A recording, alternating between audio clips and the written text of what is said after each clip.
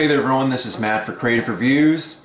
Today we're going to be doing a recap on WWDC 2014. If you don't know, that is one of Apple's platforms where they announce to the public what they're working on and what they're going to be releasing in the fall. Two things that they talked about was iOS 8 and OS X for the Mac, Yosemite. So I have a few notes here. There's a lot of developer talk that they went through, and it's not really consumer-centric, but more about the developer and what the developer can do for you. So let's begin with what they started out with, which was OS X Mavericks. And the first thing they say is that they call this OS X Yosemite, which goes in with the new California style of naming that they have, going with Mavericks, which was the first OS X that was not named after a big cat. Alright, so there's a lot of things that I wrote down here, and I thought that I was going to be building up to a new device, some new device announcement, but honestly, we only got a lot of software. Not even a new announcement for an iMac or an iPad or an iPhone. It was all about the software and the operating systems for the laptop and the iOS device itself. So just going into that, no new devices. That's a little bit disheartening, and I'll go over things that I wanted them to talk about here that are going to be way off the point. So let's just begin. The new OS X operating system is going to be more looking like this. This has that flat, translucent look to it. This is going to have that very same look, and they really went over multiple times on how cool it looked. And I mean, it's great that it will have transparent menu bars at the top, but that's not really what we're all looking for, at least I believe. They did announce some functionality that I thought was really amazing. I'm going to begin with that, and that's when you have your phone and you receive a message from somebody without an iPhone. It shows up as a green message here, and unfortunately you can't really talk to them if you want to use your iPad, for example. What they are bringing to other devices other than your phone, Mac and iDevices, not the iPhone, iPad mini and iPad Air, is when somebody messages you, it's going to relay it through this to your other iDevice or laptop, and I think that's great. So no longer will you only be able to respond to your iOS friends on your iPad or Mac. And what I thought again was remarkable is that they will be bringing not only FaceTime audio and FaceTime video, but normal everyday phone calls will be relayed from here and can be picked up on the Mac or on your iPad. That changes a lot, and I know that they're going to be using the services, you know, Verizon, AT&T, Sprint, T-Mobile, but that it's being relayed to this, it's like you can use everything at once. And the things that they said, or a thing that they said multiple times, was consistency, and no, there's this one, continuity between all devices, and that's what they really went on and on about before they talked about coding and developers specifically. And this continuity, it links iOS and Mac all together. For example, they make the example, that if you create an email here, you will see a little icon pop up on your Mac, and if you put this down, you can just tap that and finish the email here. They also talk about, they talk about that in every single way. They also talk about developers and the applications that you can make for iOS devices. It used to be that they had their own little sandbox so they could keep their information, but now it's all about the integration of apps with each other and apps that can talk to each other through Apple secure servers. So a lot of what they talked about was HealthKit. and HomeKit. And all of these are applications that can either affect your health, and you use multiple devices like this, for example, that would read your health and say, I have burned this many calories, I've taken this many steps. You would put it here, and it would allow applications to talk to one another, passing that information from one application to another, so you have a comprehensive profile of what you are health-wise. And they even had this really great thing from the Mayo Clinic, which is probably going to be the first of many, that they compile all that information, but then they allow the doctor to see that too, and through that you have a better communication with your doctor, and your doctor can tell you exactly what maybe you need to do for yourself in any case. But right now it's only for the Mayo Clinic, and it's only a Mayo Clinic application. So again, all about continuity, apps to apps, Mac OS to iOS. All right, there were other things. They talked a lot about coding, a new coding language called Swift, which I'm not sure who is going to exactly adopt that. We'll have to see if that really catches on. I imagine it will. Can't imagine any reason why it would not. But I am not a developer, I'm not a coder, so I really don't know. You'll have to see that for yourself. Just interesting that a new software or coding language was announced. After this, it's all a little not that exciting if you ask me.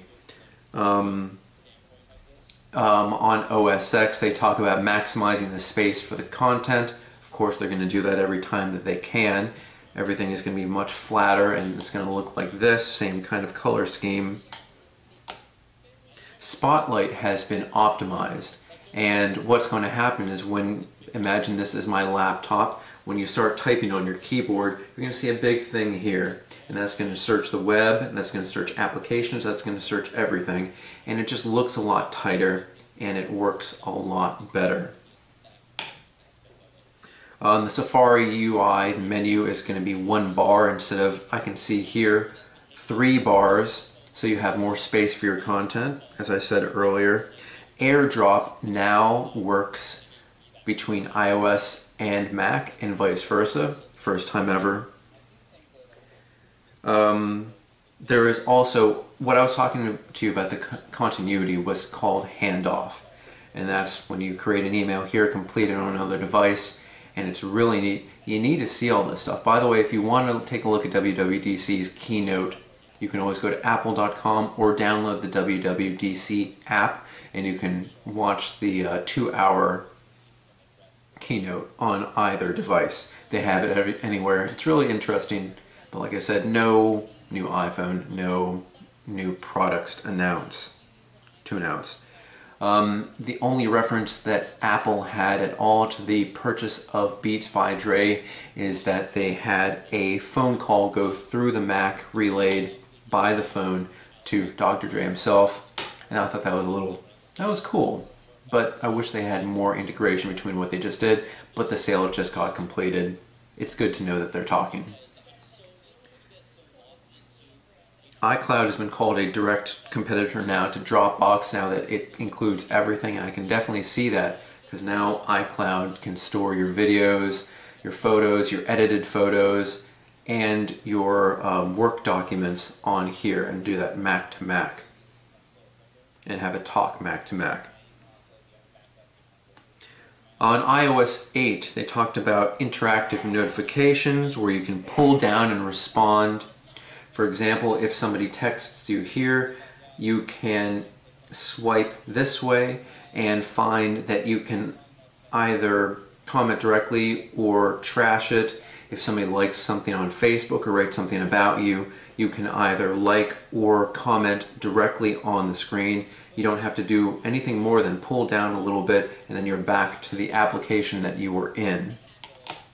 QuickType is support for predictive texting that keeps all the AI information on the phone. It doesn't send it out, but it allows for, it learns from the way that you naturally talk, and writes at least 3 options here for predictive texting on what you should write next, and even if somebody asks a question, it can even write something that you may have said or could say in the future, and then you just type that without having to type a lot. Talking about notifications and messaging, they allowed for greater video and audio messaging, where if you are in a message, let's just let's get something here. If you're in a message and you want to send something to someone, for example here, you would click this and you could record something and swipe up to stop. Same with audio. It's very, very good to have this all integrated, even better than it was before, and it becomes something like Snapchat because they will delete the video and audio recordings after a short time unless you specifically say to keep it, so that's another competition to that. Health, we talked about Health Kit. Family sharing is something, if you have, you can have up to 6 people sharing one credit card, and you can share all the movies, music, all the videos, and applications through 6 devices, I believe. It may be more than that because it's 6 people and you can probably have multiple devices per person.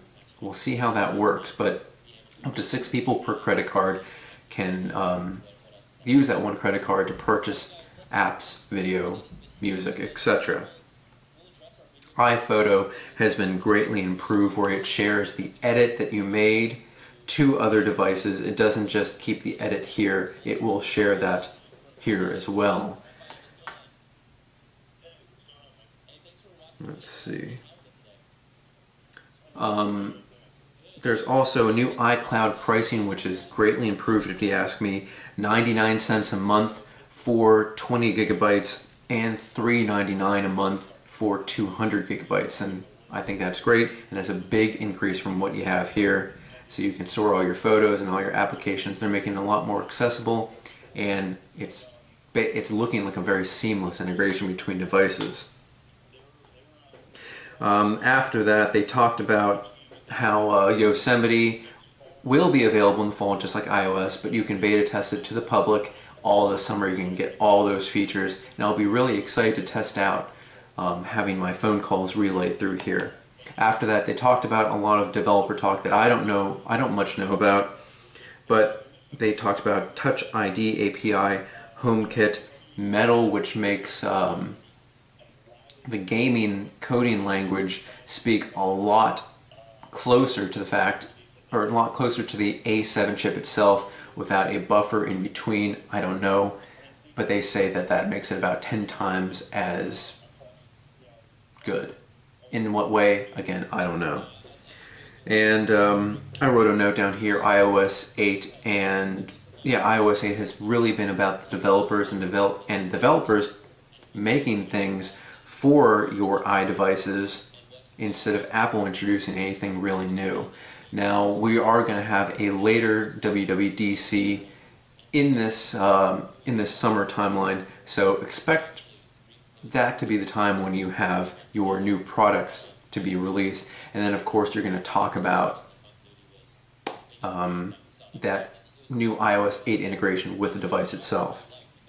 Now, a few things that I was disappointed not to see was multitasking on the iPad.